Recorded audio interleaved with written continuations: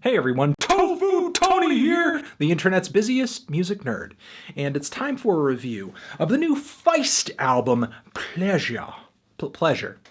Singer-songwriter Leslie Feist, she's back with her first album in 6 years, following up the album Medals, and believe it or not, it's now been 10 years since her big indie pop breakout sensation, The Reminder. Now, Feist's last album, Medals, I was pretty lukewarm on that project, didn't really care for it. Clearly she was trying to make a break away from being pigeonholed into the indie pop corner people were throwing her into in the 2000s. Personally, I guess I just thought the transition she had made to a rawer, more skeletal sound was just a little awkward. But with Pleasure over here, she seems to be continuing down that road. However, this time around, I think the results are so much more gratifying. This record over here, it's beautiful. It's raw. It's loose. It's in the moment. It's enjoyably spontaneous. Leslie's music hasn't sounded this rough around the edges since Monarch. But that record is her first full-length record. The difference between now and then is that there's so much more confidence in Feist's music. There's so much more swagger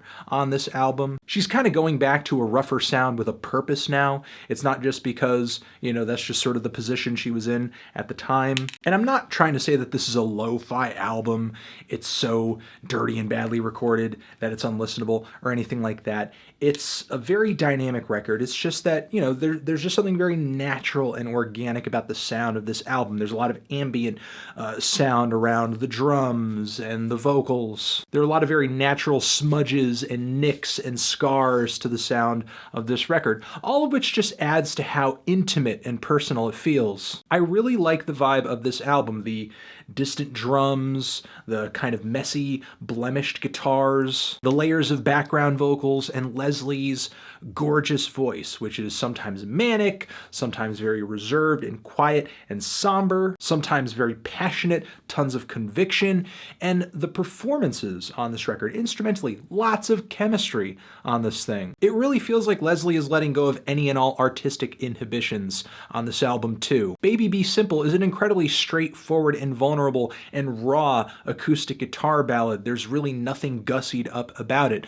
But then in the second half, we get some nice organ chords and background vocals to kind of warm it up and just bring it some body. The song Century also features a very strange spoken word passage from Jarvis Cocker at the very end, which I absolutely love. His voice is amazing. He brings so much drama to the track. I love the way that his words kind of play against the century refrain, sort of choral vocals that play throughout the end of the cut. And on the track A Man Is Not His Song, there is a very strange and unexpected Mastodon sample that booms its way into the very finish of the track. There are some enjoyably weird ideas on this album that I think bring the record a lot of character, but ultimately it's the quality of the songs that I think sell this thing. Pleasure is the title track of this record that kicks the entire album off, and even though it does have a slow burner start, for me, the song just gets a strong whiff of urgency as soon as the driving kind of root note guitar leads start popping up in the track and just giving the song a really propulsive rhythm. Leslie's anxious vibrato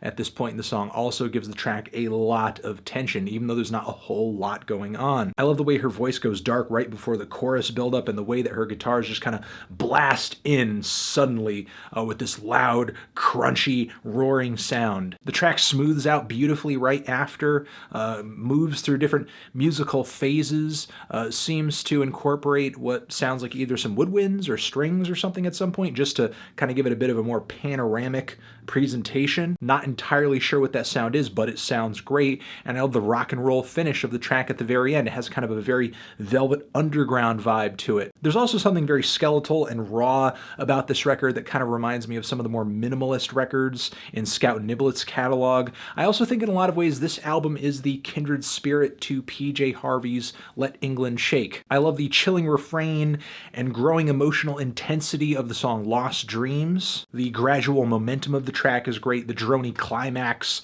of the track is awesome as well. Very dissonant and very bright. And I love how immediately after the song kind of smooths out and it's a very dreamy, hypnotic outro. The song Any Party is a big contrast from that because it's not so much smooth as much as it is clumsy, almost purposefully so, with these guitar chords that are just kind of like stumbling drunk all over the track. Also, these kind of twangy, like a noisy guitar lead sort of weaved into these chords just to give them a little bit more swagger. I love how wild and ungroomed the song is. I also enjoy the track's lyrics of devotion, where Feist is singing about how she'd leave any party for this particular person who she has in mind, even if it's a good party. There's a satisfyingly epic finish to this song too that's fantastic. And A Man Is Not His Song is not only one of the most thoughtful songs on this record, maybe the most thoughtful song on this record, but one of the most thoughtful songs I've heard in a while. I mean, not only is it a bit of a reflection on masculinity and femininity, but really it's a strong statement on separating the artist from his art, that the person who wrote a particular song or created a particular thing is not necessarily that thing. Feist goes on to comment beyond that, saying that she is not a story, as if she had been sort of the subject or the person featured in maybe a story or a tale that was featured in a song that maybe another man who she knew wrote. I love the patient synthetic beats that pulsate away gently in the back of the wind. Something that really could have derailed the dynamics of this track big time, or made it feel really just redundant and stale, but instead the song really is kept fresh with some emotional vocal performances and some subtle embellishments throughout the track of some keyboard, some vocal harmonies, some horns. Also, Feist's filthy guitars on this track are really impressive too. I just love the variety of textures that consistently pop up in each track. It's always a different sound palette while staying true to that kind of raw, intimate feel. Then there's the very bluesy I'm Not Running Away, which is an emotional stunner, I'd say. You know, it's just another great addition to the track listing. There's not a whole lot about the song that, in my opinion, needs explaining. Everything great about it is just so there on the surface. Solid chord progression, wailing guitar leads, the sassy shots of group vocals that pop up here and there in the track, how dynamic the vocal performance on this track is. I really only had a few complaints walking away from this record. I think some of the topics and lyrical subjects of the album could have been maybe a tad more original. I think A Man Is Not His Song is such an interesting idea for a track. I would love to see Feist in the future explore more alternative song themes. I wish I Didn't Miss You had more instrumental layers to speak of. The weird sort of vocal effects thrown on Leslie's voice for me is just not enough to fill up the track and give it body, give it something interesting as far as like a sonic angle. I just would have liked something on this track to give the hook a little bit more weight. And on Get Not High and Get Not Low, the verses on this track are so tense, they're so spacious, they're so open. I just wish they were a little bit more busy, a little bit more active. And the verse, while it is definitely a bit of a visceral cathartic release, you know, a little bit of bass pops in, a little bit of rhythm pops in, I still wish that drop, that progression, that moment of eargasm could have been a little bit stronger, more intense. The song is just a little more shy and dodgy than I would like it to be. And the closer, I wish just had a bigger presentation to it, especially since when you read into the lyrics of the song, the track seems so confessional.